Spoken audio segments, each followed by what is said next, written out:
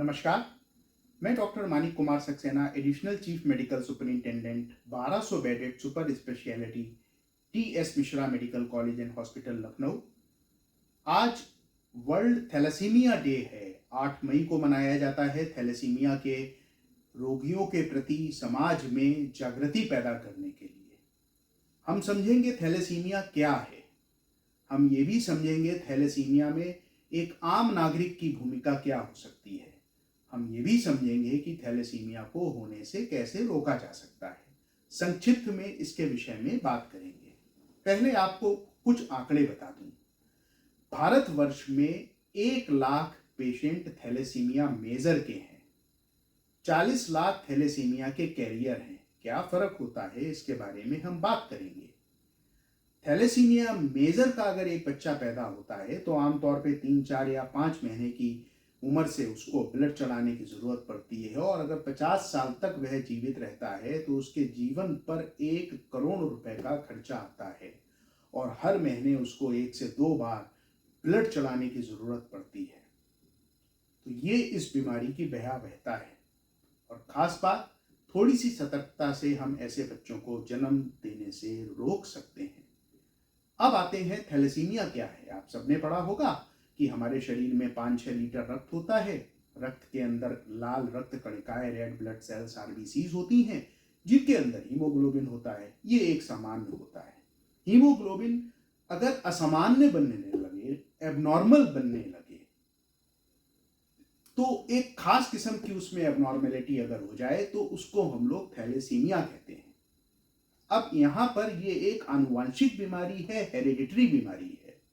अगर बच्चे के माता और पिता दोनों में थैलेसीमिया का जीन है तो बच्चे को थैलेसीमिया मेजर होगा, और ऐसे बच्चे को 3 से 5 महीने की उम्र पे और कभी कभी 1 साल की उम्र के बाद से प्रति माह 1 से 2 बार ब्लड चढ़ाने की जरूरत पड़ेगी। माता या पिता में से किसी एक में जीन है तो ऐसा बच्चा थैलेसीमिया मेजर का शिकार नहीं होगा, वो कैरियर होगा, उसमें थैलेसीमिया माइनर होगा। ऐसे बच्चों में रक्त चढ़ाने की जरूरत नहीं पड़ती, लेकिन उनमें एनीमिया जिंदगी भर बना रहता है। उनका हीमोग्लोबिन 9-10-11 इससे अधिक नहीं होता। आयरन की भी कमी नहीं होती, B12 की भी कमी नहीं होती, फॉलिक एसिड की भी कमी नहीं होती, फिर भी एनीमिया बना रहता है। तो साथियों, हमने जाना मोटे तौर पे बीटा थैलेसीमिया 2 किस्म का होता है, थैलेसीमिया मेजर और थैलेसीमिया माइनर।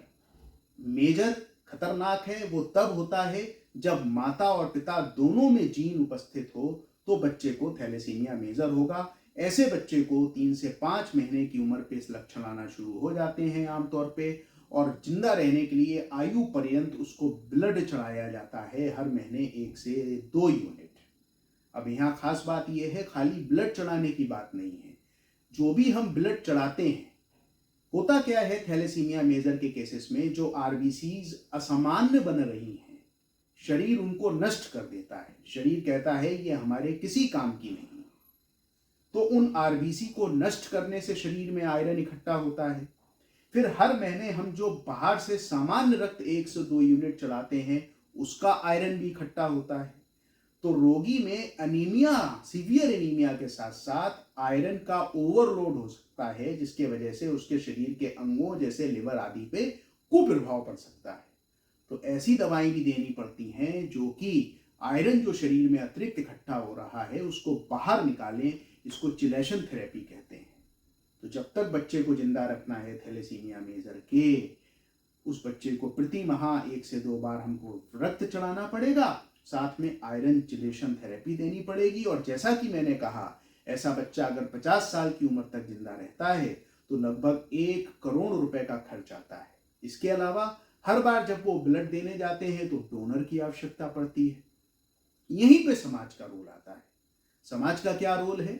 शहर में अपने देखें कि कहां पर थैलेसीमिया के बच्चों को रक्ताधान या ब्लड ट्रांसफ्यूजन हो रहा है। जैसे लखनऊ में HGPGI, KGMC, RML इंस्टीट्यूशन, वहां जाएं, एक बच्चे के लिए आप गोद ले लें। हर महीने उस बच्चे का हो सकता है कुछ आर्थिक खर्चा वहन करें।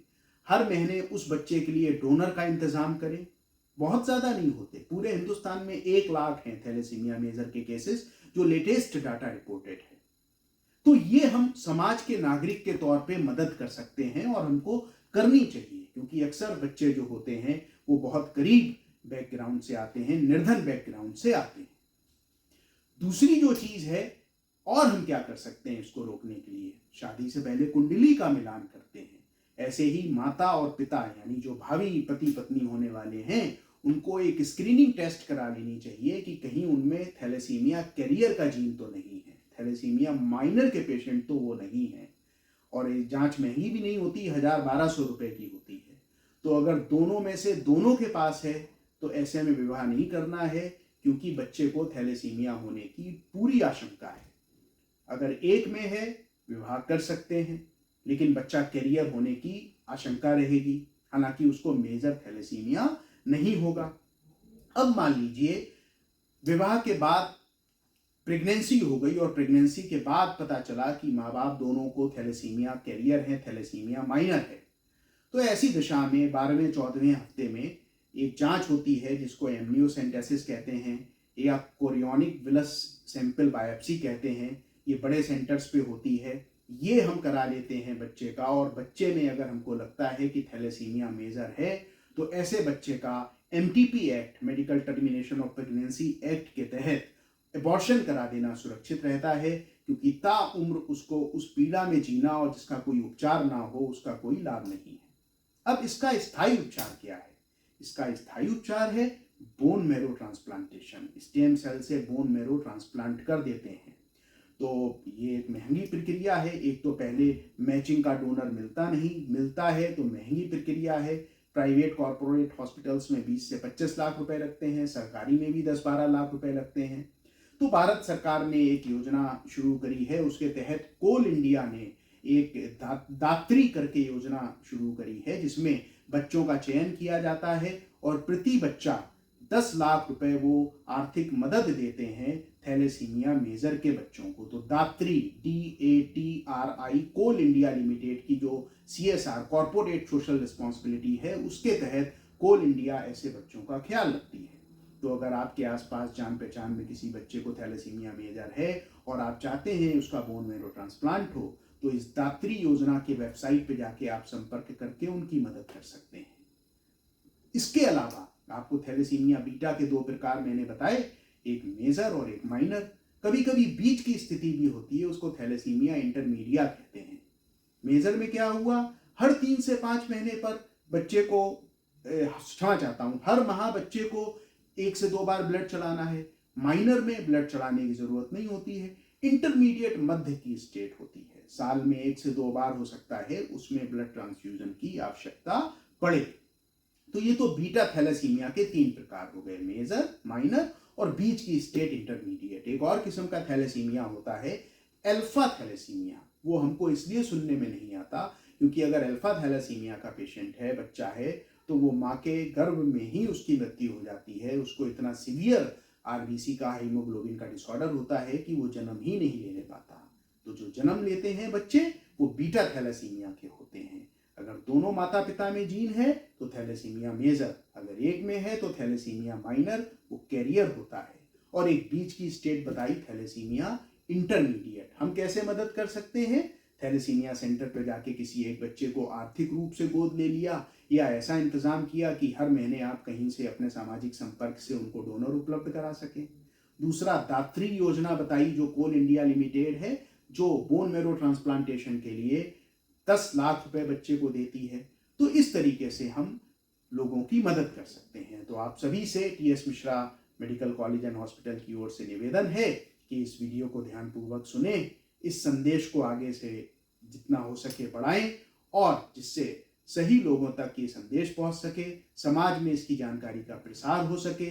और जैसा कि बताया, शादी के पहले जन्म कुंडली के साथ साथ कुछ बीमारियों के लिए जेनेटिक स्क्रीनिंग भी कराएं, जिसमें थैलेसीमिया बहुत प्रमुख है। बहुत बहुत धन्यवाद।